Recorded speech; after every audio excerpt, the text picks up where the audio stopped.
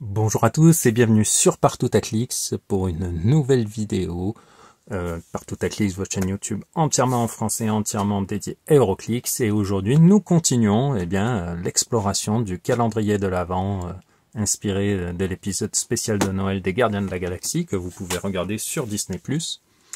Et donc aujourd'hui, nous allons découvrir le contenu de deux nouvelles cases. Nous allons faire au hasard. J'aurais pu prendre des dés d'ailleurs pour faire les cases au hasard.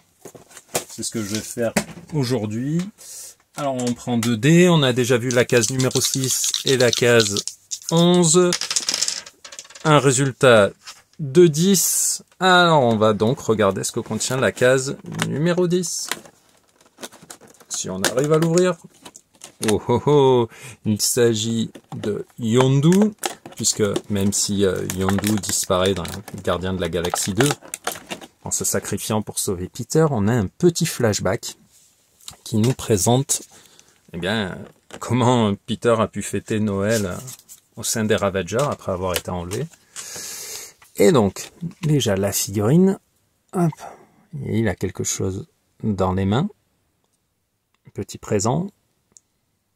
Hop, il n'a pas encore sa crête comme on le voit dans Gardien de la Galaxie 2, puisque ça se passe avant. Donc une position assez neutre. Et donc, voyons ce que la carte nous dit. Donc pour 70 points, nous avons un personnage qui a la capacité d'équipe Gardien de la Galaxie et Team Player. Les mots-clés Guardians of the Galaxy, Ravagers, Past, Pirate, Vehicle.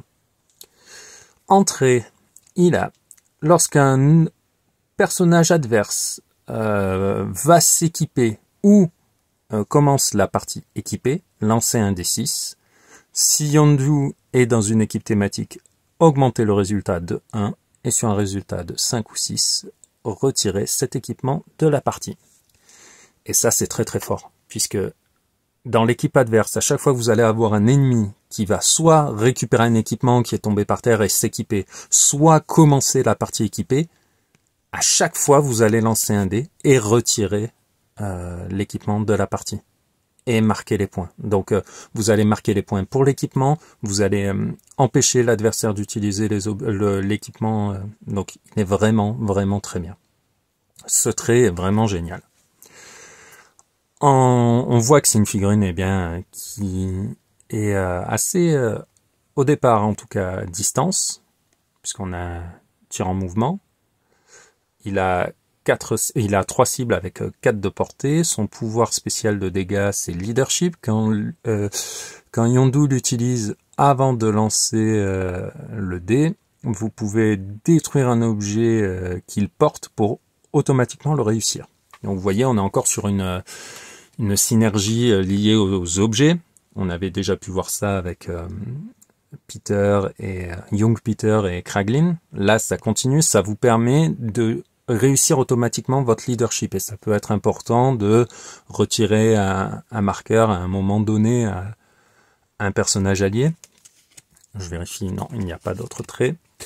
Au niveau des statistiques, elles sont assez hautes, puisqu'on a une valeur d'attaque qui est de 11 ou 10, une valeur de défense qui ne va pas en dessous de 17 et qui culmine même à 20 grâce à combat réflexe sur les clics 4, 5 et 6. D'ailleurs là il est plutôt en mode un peu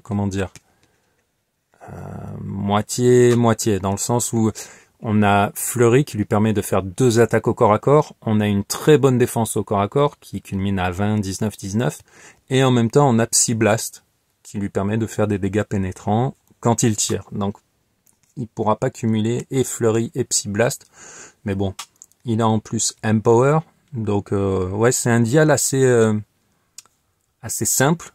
Ce qui est sympa, c'est que toutes les cases, toutes les stats, sur tous les clics, ont un pouvoir, donc je trouve ça intéressant. Moi, je suis toujours content de voir ce personnage, donc c'est... voilà, en plus, c'était une bonne surprise de le voir dans l'épisode et aussi dans les Gardiens de la Galaxie 3, donc voilà. Pour 70 points, disons qu'il a des belles valeurs, mais qui pourrait peut-être cogner un peu plus. Mais bon, au-delà de ça, je le trouve très bien, très sympa pour jouer dans la thématique, des gardiens. Donc c'est très bien pour ceux qui aiment jouer autre que méta ultra compétitif. Donc, nouvelle case à découvrir, la numéro 7. Donc 1, 2, 3, 4, 5, 6, 7. Numéro 7. Et nous voyons, hop là, qui c'est qui vient avec les bras chargés de cadeaux? C'est Nebula. Donc voilà, hein. Moi, je trouve ça toujours rigolo, les sculptures un peu atypiques, dans le sens où quand vous avez en face une très belle figurine, magnifique et tout, et que vous pointez avec les Tinti Tango ou la fille de Thanos qui a un cadeau dans les bras, vous dites, voilà, c'est quand même rigolo. Donc, voyons voir, figurine numéro 7. Donc, c'est la confirmation hein, que les figurines occupent, voilà, le numéro de la figurine correspond à sa place dans le calendrier. Donc, Nebula, Guardian de la Galaxie en Team Ability, Team Player également. Mots-clés Avengers, Guardian of the Galaxy, Ravagers, Assassin, Pirate, Robot. Alors, au niveau des mots-clés, c'est intéressant de l'avoir en tant que Avengers, puisque on oublie peut-être que après Infinity War, parmi les Gardiens de la Galaxie, ceux qui survivent, eh ben, on n'a que Nebula et Rocket. Et qu'est-ce qu'ils font? Ils rejoignent les Avengers. Hein, elle est dans le vaisseau avec Stark au début de Endgame quand ils reviennent sur Terre. Donc voilà, je trouve ça sympa d'avoir pensé au mot-clé Avengers pour faire voilà, pour marquer le fait qu'elle a fait partie de l'équipe pendant les 5 ans entre Infinity War et le début de Endgame. Donc, premier trait, enfin, elle a un trait. Quand Nebula touche avec une attaque au corps à corps, au lieu d'infliger les dégâts normalement, elle peut déséquiper un personnage touché et ramasser l'équipement. Elle le déséquipe, donc le personnage perd son équipement et elle va pouvoir le ramasser. Pas s'équiper, mais au moins le ramasser. Et ça, je trouve ça cool. Vous voyez, on vient de voir Yondu qui vous permet de éventuellement pourrir la compo adverse en retirant les équipements. Et bien là, vous avez un autre moyen de déséquiper un personnage adverse que je trouve toujours intéressant. On voit là encore un dial très intéressant à nouveau puisqu'il est, elle est jouable en 50 ou en 25 points. Donc pour 3 clics de vie ou 6. Des valeurs très intéressantes. Elle a un pouvoir de mouvement charge sur les 4 premiers clics. Quand elle l'utilise, après la résolution, elle peut faire une attaque à distance, qui est compatible donc avec sa capacité améliorée de ciblage adjacent. Elle a une portée de 4, une seule cible, et une valeur, on va vérifier, il n'y a rien d'autre derrière, ouais. Donc elle a Precision Strike toute sa vie, c'est une figurine de corps à corps, clairement, puisque avec 20 de défense au corps à corps, vous allez faire du dégât. Si vous la jouez en 25 points, elle a exploité les faiblesses qui ignorent les réducteurs sur les attaques au corps à corps, donc compatible avec charge. Et là, sa charge entre guillemets spéciale qui vous permet d'une part d'attaquer au corps à corps, puis ensuite de tirer au corps à corps avec 11 d'attaque et 3 de dégâts grâce à Range Combat Expert.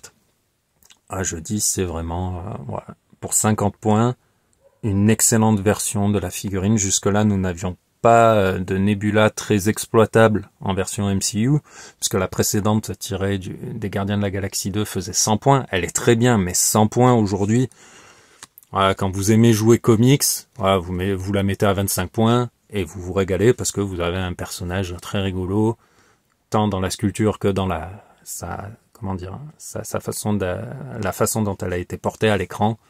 Donc voilà, pour 25 points, un excellent Gardien de la Galaxie qui a en plus le mot-clé Assassin, Pirate, Robot, Ravagers et donc Avengers. Donc elle va être facile à caser dans un paquet d'équipes thématiques. Donc voilà, on arrive à la fin de cette vidéo. On se retrouve demain pour la suite de la découverte de ce calendrier dont je suis absolument fan. Si vous avez des questions sur le fonctionnement des 2 figurines que je vous ai présentées aujourd'hui, n'hésitez pas à les laisser dans les commentaires, j'y répondrai avec plaisir. Et en attendant, je vous dis à demain.